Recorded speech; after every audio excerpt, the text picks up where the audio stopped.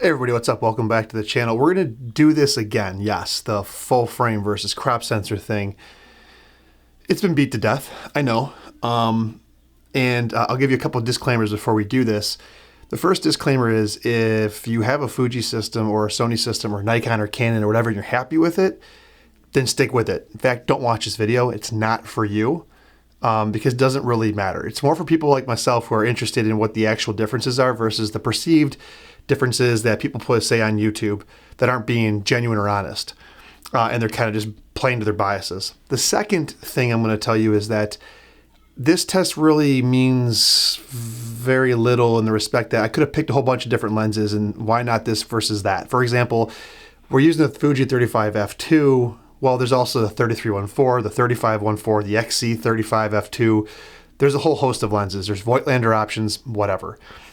And then for Sony, I'm using the Zeiss 55 1.8, but you could do the 50 1.4G master, the 50 1.2, you could do a 50 f2.5. You could argue that any one of those is probably the more appropriate combination comparison. I would honestly say the 35 f2 versus the 50 f2.5G, just because of depth of field, size, cost, probably makes more sense than this.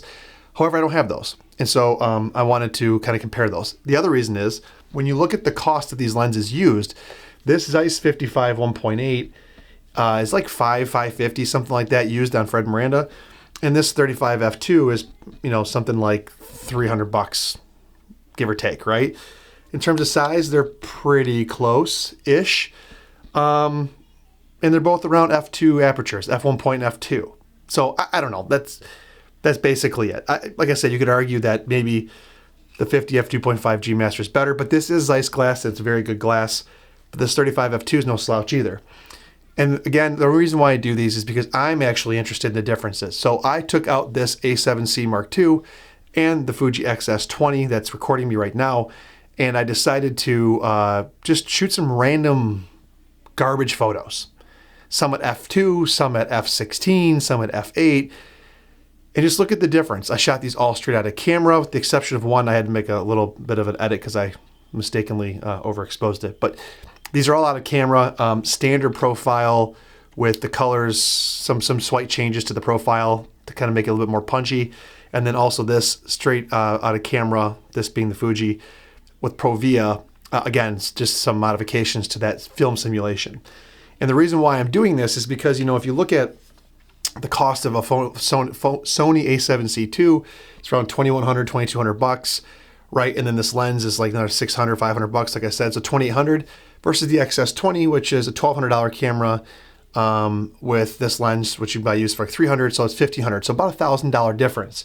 And I won't go too deep into the system stuff, but I will say that, with Sony, it's full frame, the autofocus tracking is better. It's an ecosystem that's going to stick around for a while. Not to say Fuji's going anywhere, but it's a full frame ecosystem you can kind of grow with and adapt with tons of lenses. And the Fuji has a bunch of different options too. You can go down to something as small as an XE type camera. XS20 is a small camera, or you can go something big and professional like an XH2, XH2S, XT5. Of course, they just released the X100 VI today. And so, you got to think about what you want from an ecosystem perspective. And I'll also tell you that my personal, what kind of got me into this was ergonomically, I actually kind of prefer the XS20 over the A7C II. I just never really jive with Sony kind of ergos and menus, even though they're fine.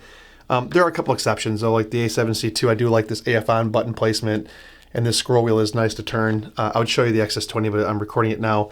It doesn't have as nice a button placement, but ergonomically, I like holding the XS20 better than the A7C II. But that doesn't matter. So I'm just going to show you a bunch of A/B pictures. Again, they're taken for what they are.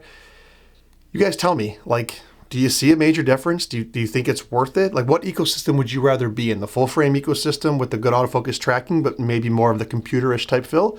Or would you rather be in the Fujifilm ecosystem, which has a crop sensor, but has aperture rings, metal, more of that filmic type feel, and some of the straight out of camera colors I think are more pleasing. You guys tell me. This is simply just to show you if you have ever had the question. Okay, I'm done talking. Again, put no stake in this. It's just for fun, guys. I'll see you in the next one.